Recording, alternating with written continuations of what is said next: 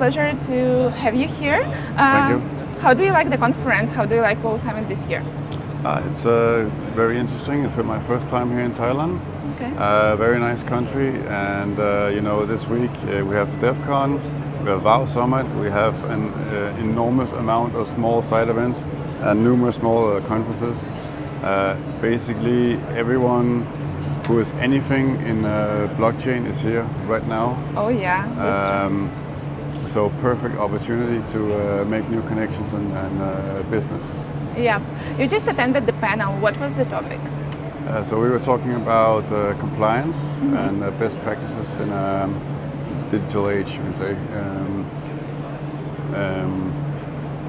And from my perspective, so I come from QuEx. We are a regulated Swiss exchange. And the reason that we are in Switzerland is because Switzerland is pretty much the only jurisdiction in Europe who has provided a very clear and I would say in European terms quite unique way to do what we want to do in crypto. Okay. So for a very long time, basically since we've ever had crypto, we've dealt with this compliance issue that we don't have any clarity. We don't have a way forward whenever we wanted to structure different products. There was just no way of doing it, or there was a way, but it's very unclear, very costly, and most people, of course, just gave up. Yeah. And that's in contrast to Switzerland, who has regulators who are actually willing to work with you, who understand and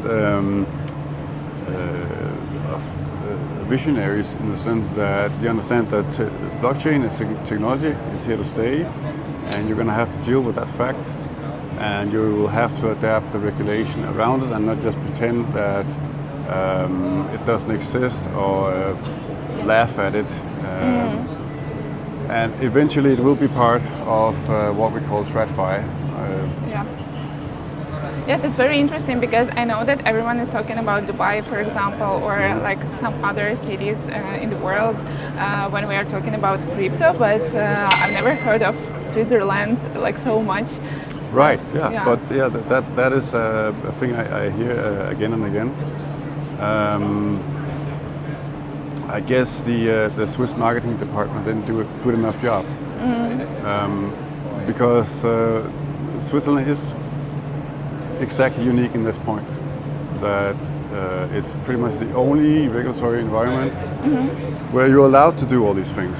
Of course, you have to adhere to the regulations and compliance, obviously, but it's possible and it's clear, which is if you take something like the US, which has had the SEC with Gary Gensler, whose stance is completely opposite, that they don't want to work with you, it's not clear at all. Yeah. And it creates this, the opposite effect of, instead of creating a safe environment for consumers, you're creating a very unsafe environment because the demand is there, people will demand the products. So if they cannot have the regulated, safe corporations in US, they're going to go to another corporation who is in some shady territory, and that's how you end up with FTX. Exactly. Yeah, exactly. Do you have a big community in Switzerland? Like, I mean. Oh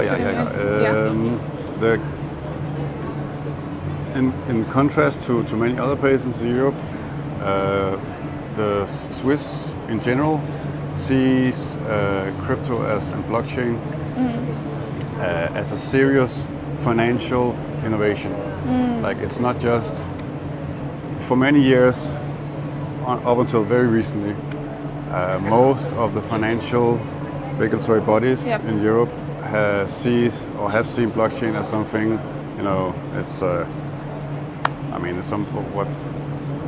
something that drug users like weird internet money and blah blah. This is not serious. We have banks. Come on, I mean, why do we need this crap, right? And why do we have to deal with it? I want to go on my coffee break and not have to deal with this stupid request from these guys who's trying to do an exchange, right? Yeah. Yeah, like that's really great that someone is like taking crypto and blockchain seriously, because I think without this it's impossible to build the like good regulations and environment right now, because crypto anyway will be adopted by like Web2 different industries. Yeah, we're talking about RWAs and so on. So yeah, it's like a very important thing to take care of right now.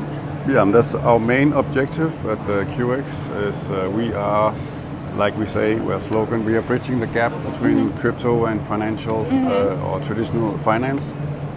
And we do this through being compliant and licensed and following all the regulations, and combining that with what crypto users want.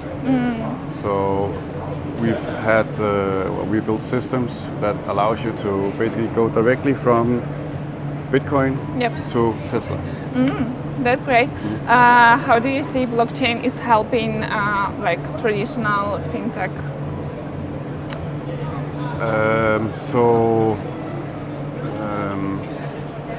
I mean, in some sense, it doesn't, right?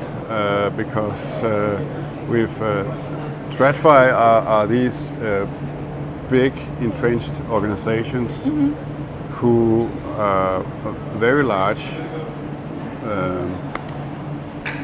very. It's not like new startups who are very dynamic and can move fast and so on. And here comes this new technology that can disrupt your industry and puts up all these new products that are in demand, and then you kind of have to deal with that.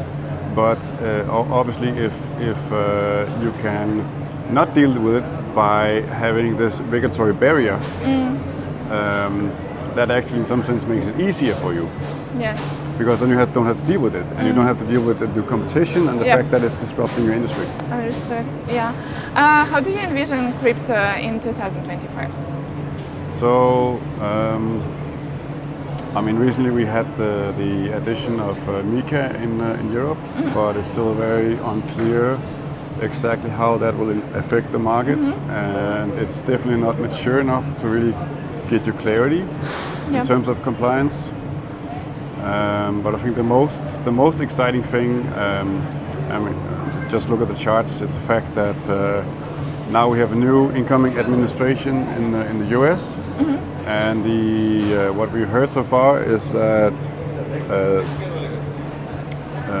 the old administration of Gary Gensler and the SEC's basically unwillingness to clarify and help the crypto industry.